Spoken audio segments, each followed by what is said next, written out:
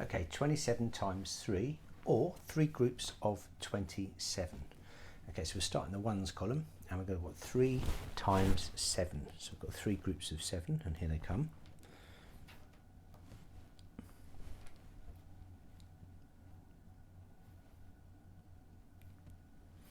And 3 sevens are 21. Now we can't put 21 in the ones column, so we're going to have to make some groups of 10. So if I add 3 to 7, I'll get one group of 10. If I add 3 to 7, I'll get the second group of 10. So there are my 21s put into 2 groups of 10. Now, so I'm going to exchange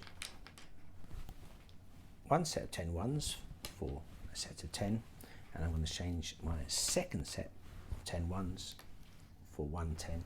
And now it's going to look like this. I have 1 in the ones column, and I've got the 2 exchanged sets of 10, which is a small 2 over here.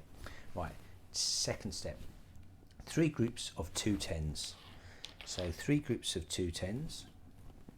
There's 1, there's 2, there's 3. So that makes 6 groups of 10, which is 60, and the 2 that are already there make a total of 80. So my first answer is 81. Okay, let's try another one. This one is 26, and we're going to multiply 26 by 5.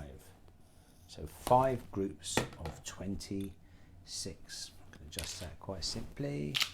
Pop those away. Right, this is a bit where we need to be a little bit careful, just to make sure everything's in the right place.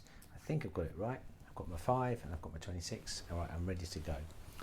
Okay, start with the ones. 5 times 6, or 5 groups of 6.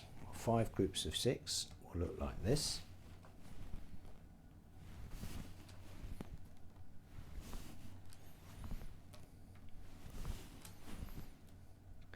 Now we know that we can't have more than 9 in a column because we like to group things into 10, so we now have to group 30 into groups of 10. Well, if I put 4 with the 6, that will make one group of 10. And if I put another 4 with the 6, that will make a second set of 10, and the third 4 will make 3 sets of 10. So there we go, one set of 10 for 10 ones, a second set of 10 for 10 ones, and a third set of 10 for 10 ones. So I've exchanged 3 times, so I've got nothing in my units column, and I've got 3 10s already waiting in my tens column. Now I've got to do 5 groups of 2 10s. So now I'll just move these up a little bit. I need a bit of space here. So there's one group of 2, 2 groups of 2, 3 groups of 2, 4 groups of 2, 5 groups of 2. Now 5 groups of 2 10s make 10 10s. Now that's handy because I know that 10 10s make 100, and already I've got 130 in the tens column, so I need to exchange 10 10s for 100. So I pop the 100 in there, I leave the 30 there, I haven't got anything else to do, so I'm going to mark in what I've done. I've got 3 groups of 10 in the tens column, and I've got 1 group of 100, so the answer is 130. One more to go. Okay, this time we're going to change it to multiplying into groups of 4, and the number that we're going to try and multiply is 35.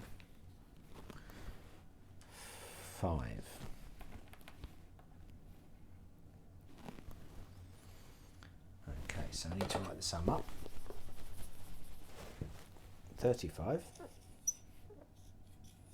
multiplied by 4, 35 times 4, but I think I prefer to say 4 groups of 35. Okay, let's start in the ones column, we need 4 groups of 5.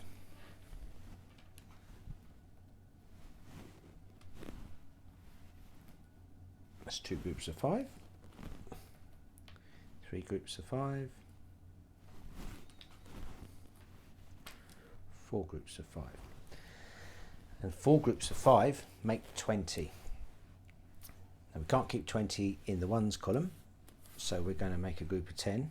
Now look how I make my groups of 10. They're always neat and in a little rectangle because it helps to, one, easily identify by looking if there are 10 together, if they're the same size and shape, but it's just a neat way of doing it. 5 pairs of 2. So now I need to exchange one set of 10 ones for a 10, and I can exchange a second set of 10 ones for a second 10. So you can see that I've got nothing in my units column, but I have got 2 10s in the tens column. Now I need to get 4 groups of 30. There's one group of 30, 2 groups of 30, 3 groups of 30, 4 groups of 30. Now 4 groups of 30 is 12 10s, and I've got 2 more there, so I've got 14 10s altogether. That means I'm going to have to exchange. So I take 10 10s and I exchange them for 100. I leave the 4 10s there. There's nothing else to do, so I can record what I've done.